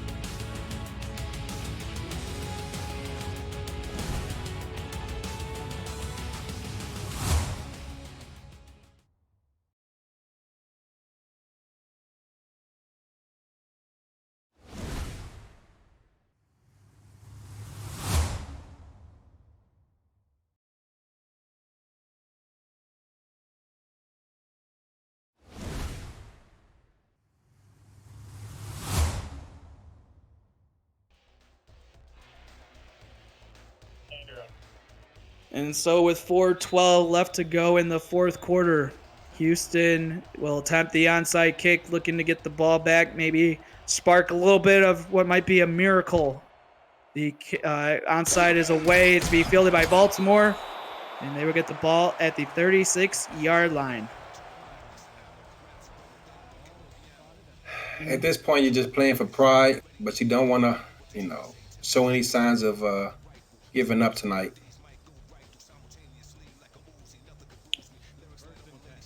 And so the backups will come in. New at quarterback will be number 8, Adam Jefferson.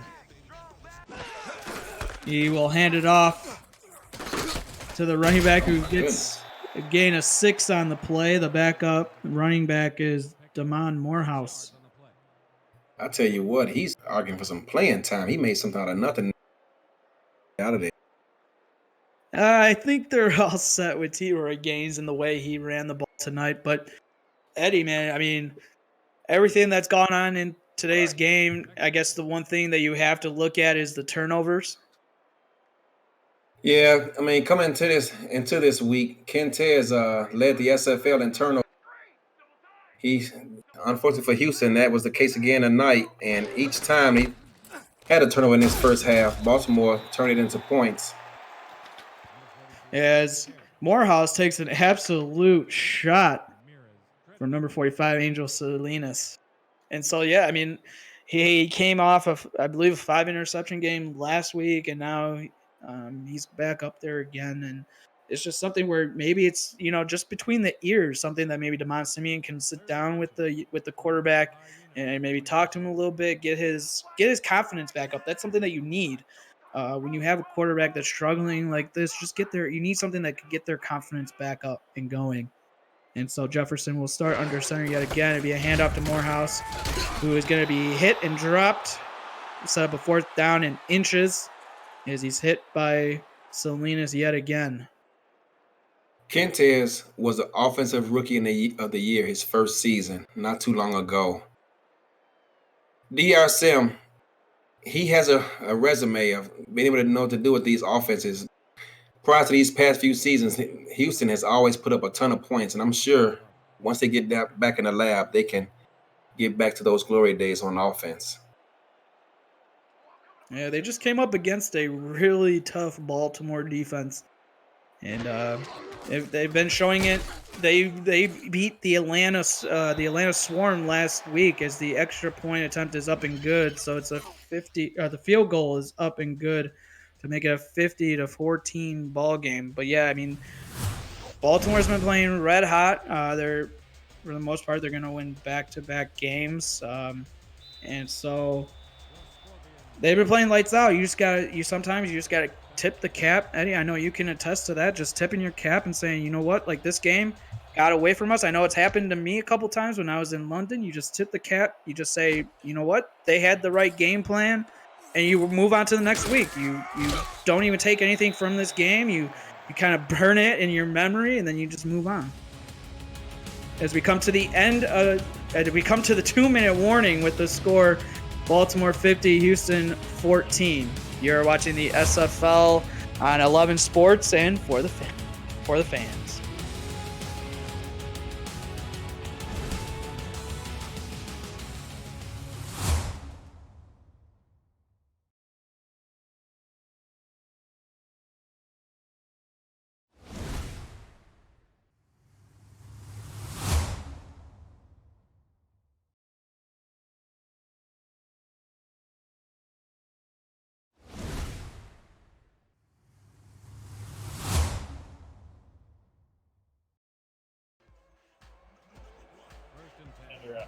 Yeah, so Eddie, as we come back out of break, just want to attest to what I was talking about a little bit ago before we went to break.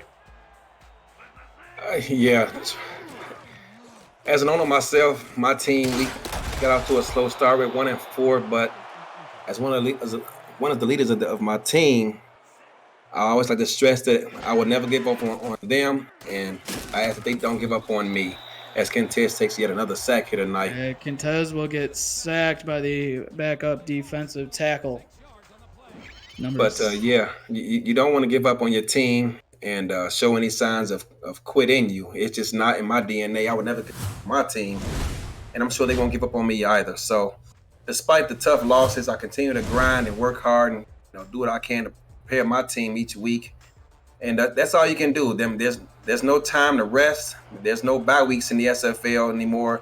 So after a tough loss, you just got to get back on the grind, get in the lab, and see what works for you and your team. What doesn't work, you want to get rid of, and keep working out there because there's going to be no mercy out there. The next opponent's trying to get a W-2 as well. So you just got to keep working out there and do what you got to do to improve your team.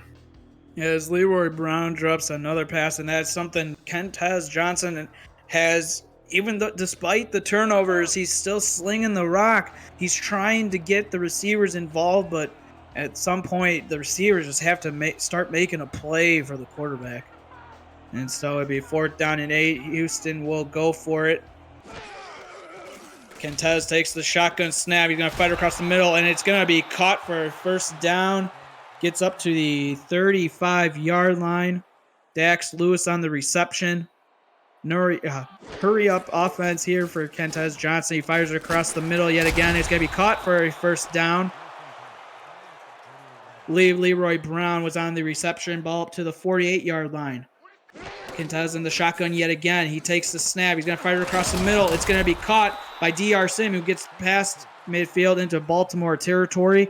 Down to the 45-yard line, gain of 7 on the last reception. Hurry up offense yet again for Johnson. He takes the shotgun snap. He's going to fire it across the middle. It'll be caught by Lewis, who gets to the 37-yard line. Hurry up yet again is Johnson in the shotgun formation. Just under 45 seconds left to go, and he's going to fire it across the middle. Caught for another 1st down by DR Sim. Gets it to the 25-yard line. As Houston's marching down the field, hurry up might be the way to go. He's going to fire to DR Sim yet again, and it's going to be caught and down to the 10-yard line before Houston takes their 2nd timeout of the 2nd half. Take a break there, Jeff, and gather yourself. Houston, if anything, has just showed the SFL a chink in the armor of Baltimore. They're not able to stop these 90-yard slants, and at least not today. And if anything, they're going to walk into the locker room, and the coach is going to be saying to themselves, "We have to find a way to take this away because teams are going to obviously be looking to take advantage of this against us moving forward."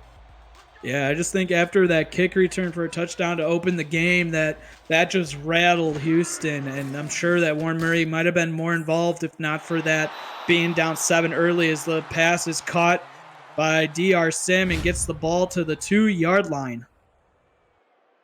Yeah, he saw him just in time. He gave up on that last read almost too late there, and DR Sim was able to hold on and get his feet down and get that first down. 7 straight completions here now for Houston. Yeah, as Kentez, this is something that we were talking about with confidence. Get confidence going into next week. 2nd down and goal. 25 seconds left to go. Johnson drops back. He's going to fire it to the end zone, but it's going to be picked off in the end zone. Benjamin Paul, the backup corner. The pass was intended for number 14, Duke Wilson. That's unfortunate, too, because he beat him clean off the line of scrimmage, but ran out of real estate and was unable to take advantage of that break he got out of there. That's just heartbreaking. You Kentez, you march your team downfield. You're at the 2-yard line.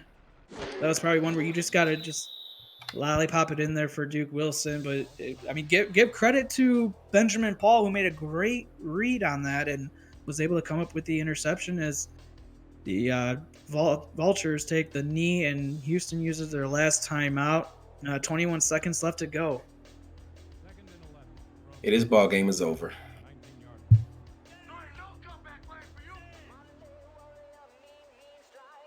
So Adam Jefferson will take the knee as the clock is going to wind down. No way for Houston to stop it.